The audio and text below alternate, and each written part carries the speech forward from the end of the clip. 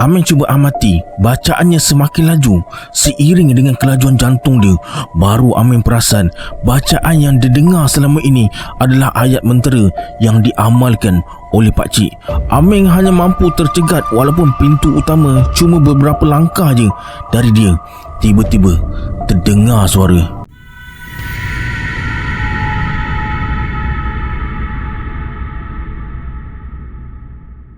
A'udzubillahi minasyaitonirrajim. Bismillahirrahmanirrahim. Assalamualaikum semua. Kembali lagi bersama saya Syarul. Terima kasih sebab dah klik video ni. Semoga yang menonton video ni ditambahkan rezeki dan dipermudahkan urusan dunia dan akhirat. Alright, hari ni saya akan kongsikan kisah dari Aming lagi. Kali ini Aming berhadapan dengan gangguan yang mana untuk pertama kalinya dia diganggu dengan gangguan bertimpa-timpa macam ni. Kejadian ni berpunca daripada kesilapan Aming yang pilih bilik sewa tanpa usul periksa dulu. Nak tahu kisah dia macam mana? Tonton video ni sampai habis. Jangan lupa like, subscribe, dan share dan komen dalam video ni pada yang nak join grup Telegram saya. Saya dah letakkan link dekat bawah. Macam biasa, sebelum saya mulakan, jom kita baca selawat dulu. Sallallahu Rabbuna ala nuril mubin Ahmad al-Mustafa Sayyidil Mursalin. Sallallahu Rabbuna ala nuril mubin Ahmad al-Mustafa Sayyidil Mursalin. Sallallahu Rabbuna ala nuril mubin Ahmad al-Mustafa Sayyidil Mursalin.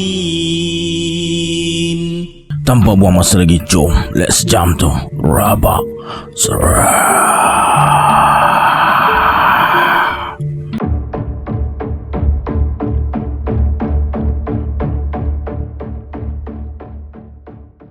Seperti yang anda tahu daripada cerita-cerita sebelum ni, mata Aming ni memang tak normal disebabkan dia boleh nampak perkara yang orang lain tak boleh nampak.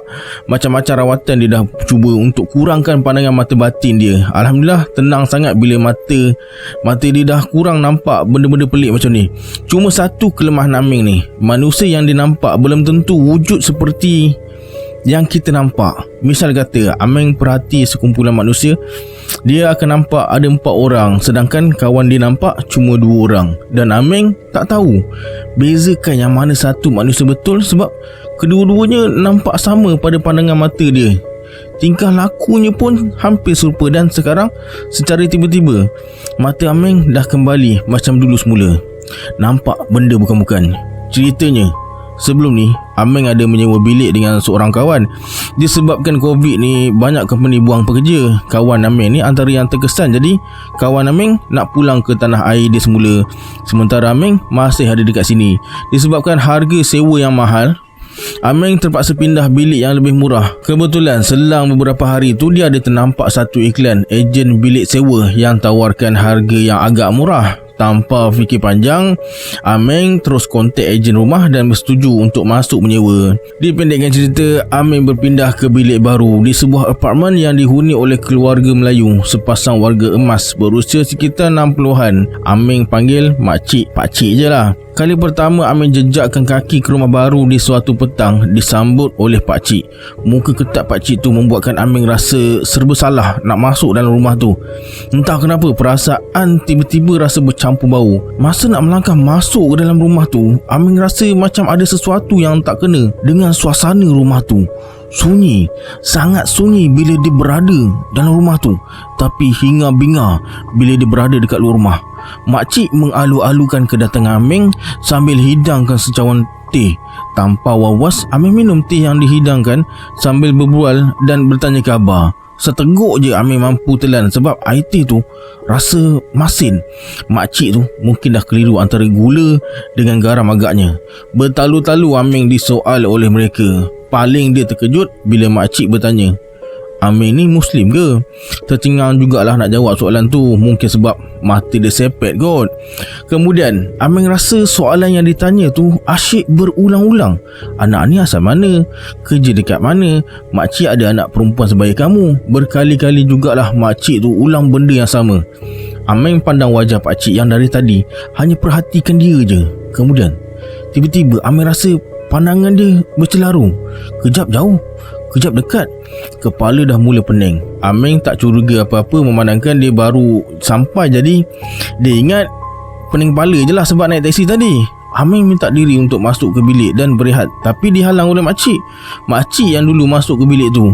Selang beberapa minit, dia keluar semula dari bilik dan benarkan Aming masuk. Penat punya pasal, Aming terus rebahkan diri atas katil dan terlelap. Aming terjaga dari tidur bila dia terhidup bau yang sangat tak menyenangkan, macam bau sampah. Mana datang bau ni pun Aming tak tahu. Jam masa tu dah pukul 1 pagi. Perut dah lapar, seharian tak makan. Aming cadang nak keluar cari kedai makan sambil jalan-jalan tengok kawasan tu lah. Masa Aming berjalan ke arah pintu utama, dia nampak pakcik dan makcik duduk dekat ruang tamu dengan seorang lagi perempuan. Aming agak itu anak mereka yang baru balik kerja, sebab tadi makcik tu kata dia ada anak perempuan kan. Aming cuma senyum dan teruskan perjalanan keluar. Pakcik jeling je Aming sambil balas dengan senyuman sinis. Sebaik saja Aming keluar je dari rumah tu, bau sampah tadi hilang. Serta merta Aming teringat masa dia mula-mula masuk ke rumah tu. Perasaan tak seronok tu dah mula ada, tapi terlalu awal untuk Aming buat kesimpulan. Mungkin dia terlampau fikirkan sangat masa tu. Situasi mereka bertiga duduk dekat ruang tamu tu selalu sangat berlaku dan tak kira masa. TV tak buka, tingkap dan lansir pun tak tertutup. Mereka hanya duduk berpandangan antara satu sama lain dalam sama-sama gelap, antara nampak dengan tak nampak tu. Makcik hanya tersenyum menatap wanita depan dia sambil mengalir air mata. Aming tak pernah dengar mereka bercakap. Setiap kali Aming nak keluar rumah, dia akan nampak mereka duduk dekat ruang tamu tu, terdiam, kaku macam tu. Sesekali Aming menjeling nak tengok wajah anak perempuan makcik ni. Entah betul ke tak apa yang dia nampak. Aming tengok perempuan ni tak berwajah, permukaan kulit dia rata je. Dekat sini Aming dah mula rasa curiga dan ganjil memandangkan dia dah lama tak nampak benda halus ni. Aming sendiri tak pasti sama ada itu manusia ke bukan. Nampak macam serupa. Sejak dari pertama kali Aming nampak mereka dekat ruang tamu tu, setiap malam dia akan dengar macam-macam bunyi. Tak pernah dia dapat malam yang tenang selama tinggal dekat situ. Kejap-kejap kan Aming terdengar bunyi suara orang bersembang kuat. Bila dia intai ke ruang tamu, tak ada seorang pun dekat situ. Ada beberapa kali jugalah Aming terdengar suara orang menyanyi, mendayu-dayu macam bersyair. Aming ingat lagi ayat yang kerap diulang-ulang tu. Rindu hatiku, rinduku satu, mau dirimu penghuni kamarku. Diselang-seli dengan suara tangisan sayu. Seriau Aming dengar suara tu. Bersyair apa pukul 2 pagi cakap macam tu? Kalau Aming tak diganggu dengan bunyi, dia tetap akan diganggu melalui mimpi pelik-pelik. Hinggalah suatu malam masa Aming tengah tidur, selimut dia direntap kuat membuatkan Aming terjaga dalam keadaan terkejut sampai terus berdiri, bersiap sedia nak tepis sebarang serangan. Aming ingatkan bilik dia dipecah masuk, tapi apa yang dia nampak, seorang budak perempuan, rambut diikat rapi, berdiri dekat ujung katil. Mukanya comot dan matanya hitam je. Aming yang tengah mamai terus tersentak bila budak perempuan tu tersenyum hingga menampakkan giginya yang tersusun. Tiba-tiba pintu tandas terbuka dengan kuat. Pam! Aming tengok semula budak tu, dia dah tak ada dekat situ. Kali ni Aming yakin ini bukan normal. Mesti ada sesuatu di sebalik kejadian yang dia kena siasat ni. Esoknya hujung minggu, Aming seorang diri dekat rumah. Pakcik dan makcik tak tahu pergi mana. Inilah masa yang sesuai untuk Aming periksa segenap ruang rumah nak cari petunjuk tentang kejadian semalam. Dan di sinilah segalanya terungkap. Dekat ruang tamu, Aming tengok setiap bingkai gambar dekat dinding. Apa yang dia dapat rumuskan, keluarga ni terdiri daripada 4 orang termasuk 2 orang anak perempuan melalui sekeping gambar bertarikh 90-an. Satu persatu gambar Aming teliti. Masa Aming tengah leka perhati tu, tiba-tiba dia dikejutkan dengan satu bunyi hentaman kuat dari arah lemari dekat ruang tamu. Satu laci dari almari tu terjatuh keluar. Aming punyalah terkejut sampai melompat dibuatnya. Isi dalam almari tu bersepah atas lantai. Jadi Aming masukkan balik laci dengan isi-isinya sekali supaya tak nampak curiga bila pakcik dengan makcik tu balik nanti. Kemudian Amin teruskan teliti bingkai-bingkai yang lain hingga secara tak sengaja dia terjumpa satu set peralatan tembaga yang berisi kapur, kain perca merah dengan kesan tumpukan debu dan sekeping gambar wanita yang diconteng dan diikat dengan benang tebal. Amin jadi cemas bila tersedar ini peralatan ritual. Tanpa berlengah, cepat-cepat Amin melangkah ke bilik semula. Masa Amin berpaling semula ke ruang tamu, budak kecil semalam muncul tak jauh depan dia. Kali ini mulutnya berjahit dengan mata sebelah lopong, isi perutnya terburai. Amin tergarmam, terkaku, tak tahu nak buat apa. Masa tu nak baca ayat kursi pun dia tak tahu nak mula daripada mana. Malah tak terlintas pun nak baca apa-apa ayat lain. Segalanya macam terlupa. Amin hanya mampu pejamkan mata dan bertakbir dalam hati. Tiba-tiba pintu rumah dibuka. Budak tu terus hilang dari pandangan. Pakcik dengan makcik baru pulang ke rumah. Susah nak ungkapkan betapa leganya perasaan dia masa tu. Tanpa bagi salam, makcik pandang Amin dengan muka bengis. Amin tak cakap banyak, terus masuk bilik kurung diri. Kemudian terhidu bau wangi yang kuat hingga menusuk hidung, diikuti dengan kemunculan suara bergema macam berada dalam rumah kosong. Bunyi macam mengaji, tapi bacaannya tak macam yang biasa kita dengar. Bukan bahasa Arab, bahasa Urdu pun bukan, jauh sekali bahasa Siam. Bila dengar bacaan tu membuatkan Amin tiba-tiba rasa mengantuk sangat. Dia cuba kuatkan diri untuk baca ayat-ayat pendinding diri, tapi tak berjaya. Mulut macam terkunci. Dia hanya boleh baca dalam hati je. Amin tak sedar berapa lama dia dengar suara bergema tu. Tak lama kemudian suara tu perlahan-lahan hilang dari pendengaran hinggalah Amin tak sedarkan diri. Amin hanya terjaga keesokan harinya. Sedar-sedar je muka dia dah beralaskan kain lap kaki depan toilet. Pening kepala dia fikirkan apa yang dah berlaku. Hari ni sekali lagi Amin tinggal seorang diri dekat rumah. Dan sekali lagi dia cuba perhatikan segenap ruang rumah. Kali ni lokasi siasatan dia dekat ruang dapur. Tak ada apa-apa yang ganjil dekat situ. Amin kembali semula ke ruang tamu. Firasat dia kuat mengatakan yang barang-barang tembaga tu adalah punca kepada gangguan yang dia alami. Gambar wanita yang diconteng tu mungkin ada kaitan dengan budak kecil atau suara-suara nyanyian yang muncul setiap malam. Bila sampai je dekat ruang tamu, Amin terkejut tengok pakcik, makcik dan perempuan tak berwajah tu tengah duduk di situ dalam posisi macam sebelum-sebelum ni. Cari apa dekat belakang tu nak? Tanya pakcik. Amin yang tengah gelabah menjawab konon je dia nak cari tong sampah. Tapi elah dia tak berjaya. Dia tak ada dekat situ, kata pakcik dengan senyuman dan pandangan yang tajam. Masa ni makcik pun berpaling sambil bagi senyuman yang mengerikan macam nenek kebayan. Tak tunggu lama, Amin terus beredar dari situ. Entah bila mereka berada dekat situ pun Amin tak tahu. Amin yakin masa keluar bilik tadi tak ada siapa pun dekat ruang tamu tu. Dari petang hingga ke malam, Amin hanya duduk dalam bilik. Mental dia dah koyak dah masa ni. Redha je lah. Jadi malam tu Amin nekat nak pindah keluar dari rumah ni. Keluarga ni macam psycho pun ada. Amin rasa macam diperhatikan selama berada dalam rumah tu.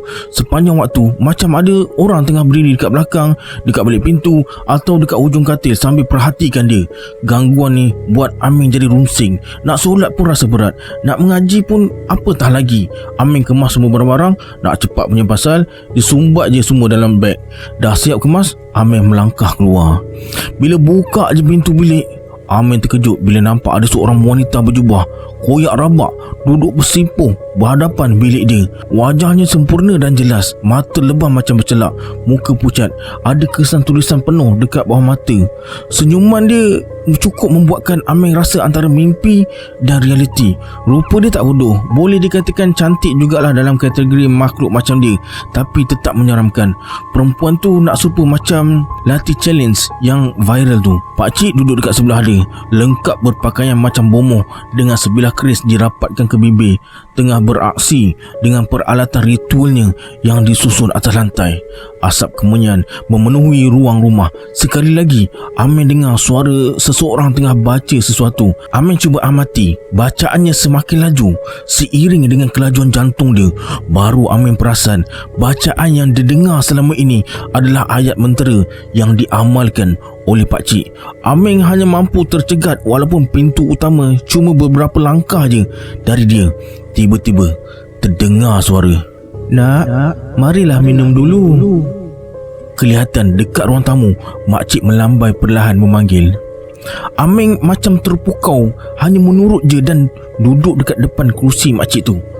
dah kenal dengan anak makcik. Wanita tadi datang menghampiri dari arah belakang dan kini dia hanya selangkah sebelah Aming. Bau harum menusuk hidung. Aming cuba tenangkan diri.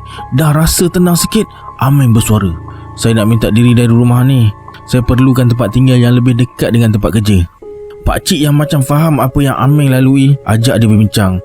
Nampak gayanya pakcik tahu yang Aming dah nampak sesuatu. "Mata anak ni bukan mata biasa kan? Aku dah lama tahu," kata pakcik tu dengan suara terketa-keta. Aming berterus terang yang semalam dia ada tengok beberapa gambar keluarga dan set ritual yang tengah pakcik tu gunakan. Pakcik bagi arahan pada wanita cantik tu untuk pergi. Kemudian dia tanya kalau Aming ada nampak makhluk selain wanita ni. Aming tak faham makhluk apa yang pakcik tu masukkan. Jadi Aming bagi tahulah pasal budak perempuan yang kacau dia tu. Keris berguncang tengah malam. Beberapa makhluk aneh berlari sana sini seratu rumah dan keadaan mereka bertiga dekat ruang tamu tu. Akhirnya pakcik buka cerita yang betul-betul Aming tak sangka. Rupanya anak pakcik ni kedua-duanya dah tak ada. Satu terkena buatan orang, satu lagi hilang tanpa dikesan. Kedua-duanya berlaku dalam tempoh waktu yang singkat menyebabkan makcik jadi murung dan kurang siuman. Kasih seorang suami tak sanggup tengok isteri tercinta jadi gila. Pakcik buat perjanjian dengan makhluk gaib untuk gantikan tempat anaknya yang hilang tu. Sesekali makhluk ni akan menyerupai anak pakcik untuk diperlihatkan pada makcik. Sekurang-kurangnya terubatlah rindu makcik pada si anak yang entah berada dekat mana. Satu ritual akan dijalankan untuk hadirkan wanita ni. Tak tahulah macam mana pakcik tu buat. Aming perasan dia baca mentera dengan sebilah keris je. Keris tu akan berguncang bila lama tak diasap dan diseru. Kes ni Aming banyak dengar masa zaman hostel dulu, tapi biasanya berkaitan dengan ilmu silat batin. Aming tak pasti kalau ada sebab-sebab lain yang buatkan keris boleh berguncang macam nak keluar dari simpanan. Pakcik jelaskan tentang seorang lagi anaknya terkena buatan orang masa anak dia masih kecil lagi. Akibat dengki, manusia bertindak di luar batasan. Lepas habis segala hujah dan penerangan dari pakcik tu, Aming mohon untuk pergi. Pakcik relakan dan minta maaf atas segala kejadian dan berpesan supaya berhati-hati dengan perlihatan batin dia tu. Pakcik suruh Aming cari cara untuk kawal perlihatan supaya tak mudaratkan diri memandangkan dia dah diganggu, sebab benda tu perasan Aming boleh nampak dia. Tak semua orang dikurniakan bata batin dan tak semua pemilik bata batin berjaya mengawalnya. Sebelum Aming beredar, makcik tiba-tiba cakap, "Tidurlah dulu satu malam, esok saja berangkat." Aming tak nak. Malam tu juga dia keluar dan tinggal dekat hotel kapsul untuk beberapa hari sementara dapat bilik sewa yang lain yang lebih selamat zahir dan batin. Okey, sampai sini kisah Aming kali ni. Lain kali saya kongsikan lagi. Anggaplah kisah ini sebagai hiburan semata-mata. Jangan terlalu mudah percaya. Hanya yang pernah mengalami saja tahu akan kebenaran sesuatu kisah itu. Kita berjumpa di video akan datang. Saya Syarul. Assalamualaikum. Adios.